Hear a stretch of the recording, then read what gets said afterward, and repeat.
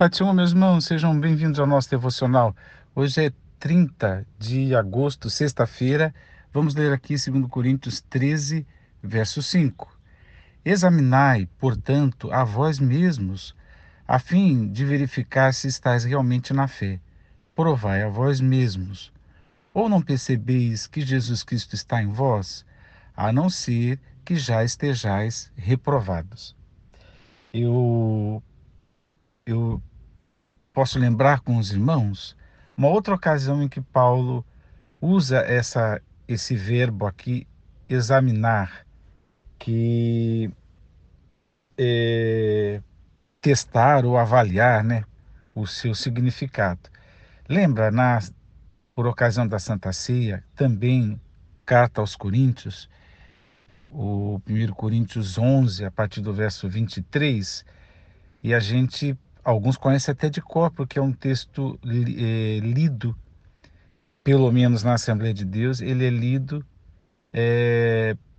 todo culto de ceia, ceia do Senhor, a ordenança de Jesus. A gente tem esse costume, não é nenhum quesito para a salvação, mas a gente sempre recorda as palavras. Então, esse verso, a maioria dos crentes, portanto, da Assembleia, conhecem de cor. Examinai, pois, o homem a si mesmo, e assim coma desse pão, beba desse cálice. E ali o exame, no contexto do apóstolo Paulo, tem a ver com o discernimento do corpo de Cristo, porque a ceia estava sendo tomada, digamos assim, de uma maneira que não foi o jeito que Jesus mandou. Bom, e ali o apóstolo Paulo faz essas recomendações e a gente sempre diz que é um exame introspectivo. Eu posso acrescentar hoje um exame para dentro, ou posso dizer uma autocrítica, ou olhar para si mesmo, né, com um olhar crítico. Enfim, é dirigir para nós mesmos perguntas que, na maioria das vezes, fazemos para os outros. Fazemos para testar a veracidade na boca do outro. Fazemos para provar a verdade, dignidade, a autoridade do outro, né? Ah, Osmar, mas eu não faço esse tipo de maldade. Graças a Deus. Mas os crentes de Corinto fizeram. E aí, eles, de uma forma não direta, mas indiretamente, estavam meio que dizendo que Cristo perdeu o controle da coisa, que Cristo não é capaz de usar pessoas, que Cristo não é capaz de, por intermédio de pessoas, conduzir a sua igreja, né? E Jesus sempre deixou isso claro, né? Um dos primeiros pastores que Jesus chamou foi o apóstolo Pedro, né? Ele disse: apacentai, né, os cordeirinhos, apacentai o rebanho de Deus. Jesus é esse pastor. E Jesus sempre cuidou da igreja. E cuida hoje, continua sendo uma belíssima expressão das Escrituras, o sumo pastor e bispo das nossas almas, mas ele continua poderosamente, com todo vigor, sem nenhuma dificuldade, continua cuidando da sua igreja através de lideranças humanas, através de pastores. Mas são falhos. Pois é, mas quem não é nessa história? Tirando Cristo, todos nós pecamos. Temos dificuldades, mas é impressionante que Cristo não se importa de usar pessoas que precisam aprender, pessoas que precisam reavaliar, pessoas que precisam de ajustes, pessoas que precisam repensar decisões e tudo mais. Cristo não está preocupado com isso, mas tem usado essas pessoas. E a gente sabe que usou o apóstolo Paulo com excelência. No entanto, aquela geração em Corinto, em outros lugares, questionavam a autoridade apostólica de Paulo. Por quê? Porque ele não foi um dos 12, porque não andou com Jesus. E Paulo sai em sua defesa diversas vezes, né? Sem nenhuma arrogância.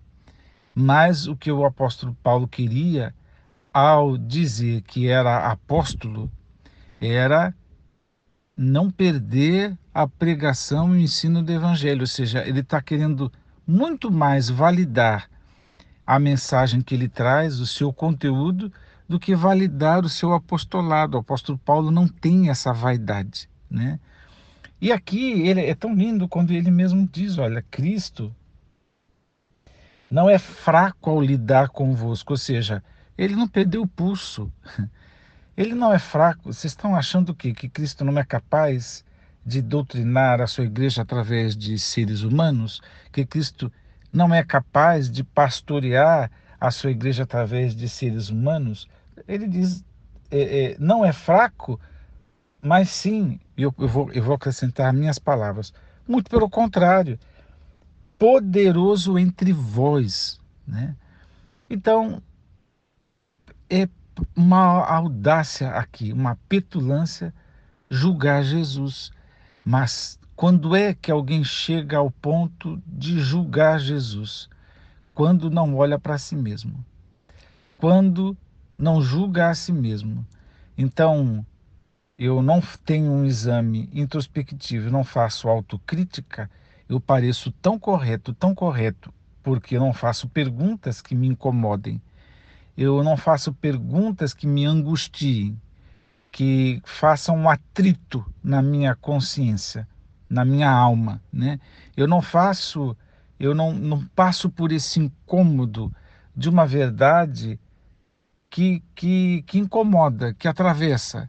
Eu não faço isso. Então, até Cristo vira, uma vez que eu sou tão perfeito, uma vez que sou tão correto, até Cristo fica sendo julgado por pessoas assim. E não só Cristo fica julgado, mas julgaram também a autoridade e a capacidade do apóstolo Paulo de fazer o que fazia, de falar o que falava e tudo mais.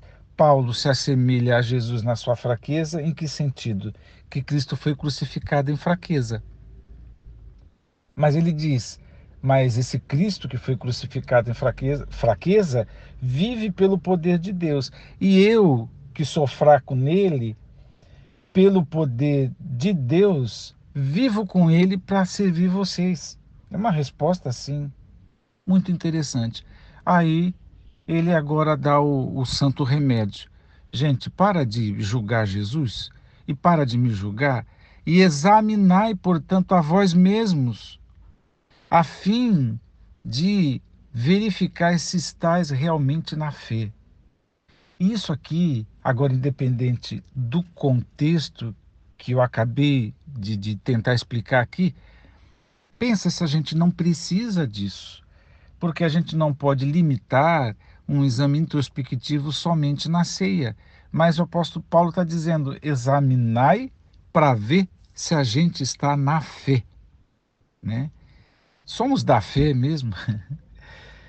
Estamos agindo por fé, vivendo na fé, com fidelidade, entenda o que eu vou dizer, fidelidade à fé, né? Aí ele diz o seguinte, gente, se é para fazer testezinho, se é para ver é, é, é, se existe valor, né? Provar então a vós mesmos. Então começa a se preocupar com o valor, com a autenticidade de vocês mesmos. Se é para viver fazendo verificações, né? Como quem confere um código de barra, né? Como quem confere as notas, dinheiro, né? Como quem verifica extrato bancário e tem aquele cuidado, sabe? Porque ali estamos falando de valores monetários. Olha para você, né? E eu estou dizendo isso me incluindo, obviamente, né? Provai a vós mesmo, faça teste com você mesmo. Ou não percebeis que Jesus Cristo está em vós? Então, aqui eu volto, eu abri para uma questão ampla, mas agora eu volto no contexto. O Cristo que tá sendo julgado aqui, incapaz de governar a igreja, ele está dizendo: vocês não estão percebendo que Jesus Cristo está em vocês? Ou seja, que ele está pastoreando no meio de vocês, andando no meio de vocês, dirigindo vocês. Não dá para perceber isso?